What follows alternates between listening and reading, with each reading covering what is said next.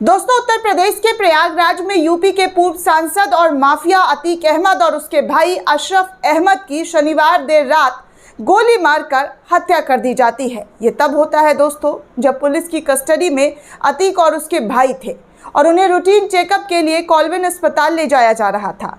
बीते सप्ताह ही उनके बेटे असद अहमद का उत्तर प्रदेश के झांसी में पुलिस ने एनकाउंटर किया था।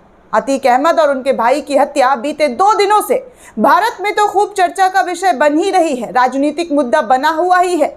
लेकिन अब विदेशों से भी इस हत्या को लेकर क्या कुछ रिएक्शन आ रहे हैं दोस्तों, वो तमाम रिएक्शंस आपको बताएंगे कि विदेशी मीडिया में किस तरीके से इस हत्या को देखा जा रहा है और कैसी प्रतिक्रिया आ रही है। उन तमाम अखबारों के बारे में आपको इस वीडियो के अंदर बताएंगे। वीडियो को आखिर तक जरूर देखें दोस्तों कि कैसे विदेशों में भी इस हत्या की चर्चा हो रही है।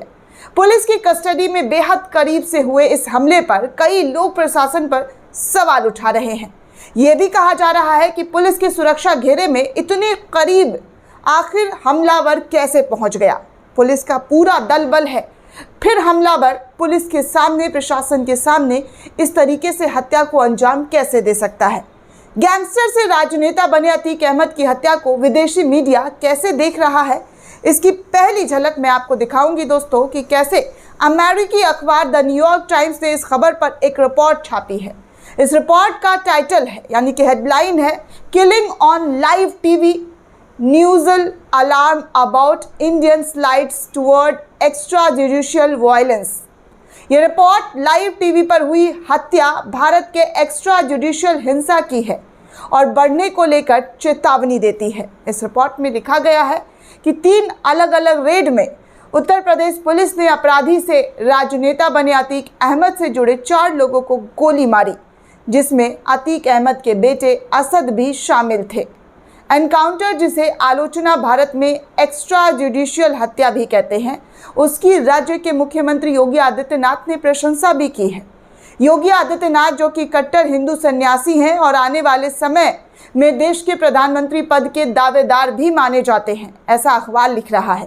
अखबार के मुताबिक योगी आदित्यनाथ की पार्टी बीजेपी और सरकार के वफादार न्यूज़ चैनलों ने भी इस एनकाउंटर की प्रशंसा की थी, लेकिन साथ ही एक सवाल ये भी किया कि अतीक अहमद, जो इस समय आजीवन कारावास की सज़ा काट रहे थे, जिन पर 100 से अधिक आपराधिक मामले हैं, आखिर उन्हें क्यों सज़ा से बख्शा जा रहा है। तो इस तरीके से न्यूयॉर्क टाइम्स की ये रिपोर्ट जो है, ये पूरी बातें अपने अखबार में छापता हुआ नज़र आया।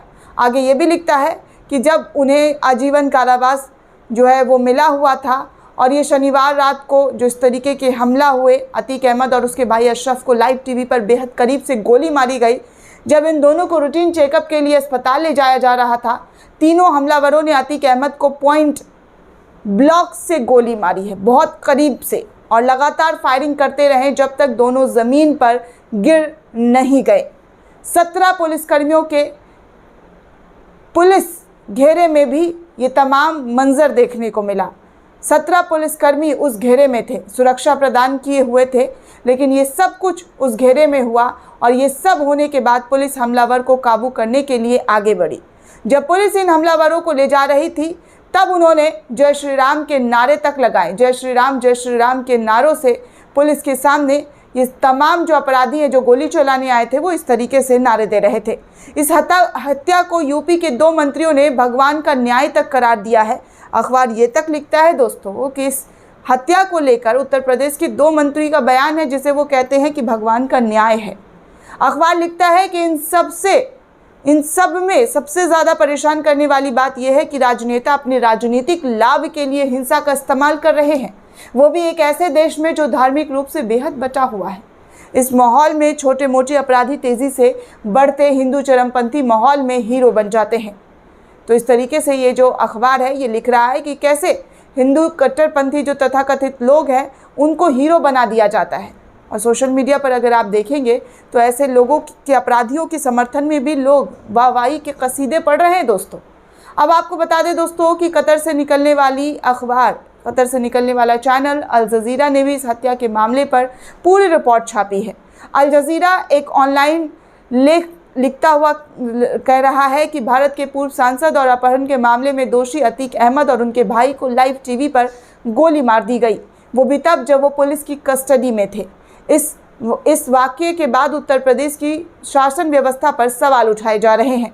अल जज़ीरा लिखता है कि जिन 2 लोगों की हत्या हुई थी वो दोनों मुसलमान थे। अतीक अहमद ने बीते महीने भारत की शीर्ष अदालत में दायर की गई याचिका में कहा था कि उनकी जान को पुलिस से खतरा है। अतीक अहमद के वकील का भी कहना था कि यह हत्या हैरान करने वाली है, क्योंकि ये साफ तौर पर राज्य की पुलिस की नाकामी को पूरी तरीके से दर्शाता है। हालिया सालों में उत्तर प्रदेश में 180 अभियुक्तों को एनकाउंटर में मारा गया है। मानवाधिकार समूह ऐसी हत्याओं को एक्स्ट्रा जुडिशियल हत्या बताते हैं। पाकिस्तान से निकलने वाला अखबार डाउन लिखता है इस पूरे हत्या को लेकर, अतीक और उसके भाई अशरफ को लेकर, कि बंदूकधारियों ने पूर्व भारतीय सांसद अतीक अहमद और उनके भाई को लाइव टीवी पर गोली मार दी। मारे गए ये दोनों शख्स भारत के मुसलमान हैं और दोनों भाई भारत की अपराध की दुनिया में बहुत बड़ा नाम थे। अतीक अहमद पर 100 से ज़्यादा मामले भी दर्ज थे और उन्हें जिन 3 हमलावरों ने मारा वो छोटे मोटे अपराधी हैं। एक अन्य अखबार जो है दोस्तों पाकिस्तान से ही निकलता है, अखबार उसका नाम है द एक्सप्रेस ट्रिब्यून। इस मामले पर भी आर्टिकल लिखते हुए लिखता है कि भारतीय राज्य उत्तर प्रदेश में पूर्व सांसद जो अपहरण के एक मामले में दोषी थे और सज़ा काट रहे थे, उन्हें और उनके भाई को पुलिस की कस्टडी में सुरक्षा के घेरे में गोली मार दी गई। हमलावरों ने हमले के बाद जय श्री राम के नारे लगाए। 60 साल के अतीक अहमद की हत्या यूपी के प्रयागराज में हुई, जहां हिंदू राष्ट्रवादी पार्टी बीजेपी सरकार की है। तो इस तरीके से इन तमाम अखबारात ने अपनी अपनी प्रतिक्रिया जो है इस हत्या को लेकर, इस मर्डर केस को लेकर लिखी है दोस्तों। अब देश के साथ साथ विदेशों में भी इस मर्डर को लेकर काफ़ी ज़्यादा चर्चा का जो विषय है वो बना हुआ है। दोस्तों इस पूरे रिपोर्ट को लेकर आप क्या सोचते हैं, आपकी क्या प्रतिक्रिया है, हमें कमेंट सेक्शन में ज़रूर बताइएगा। साथ ही साथ नेशन 360 को ज़्यादा से ज़्यादा लाइक, शेयर और सब्सक्राइब करना बिल्कुल भी ना भूलें।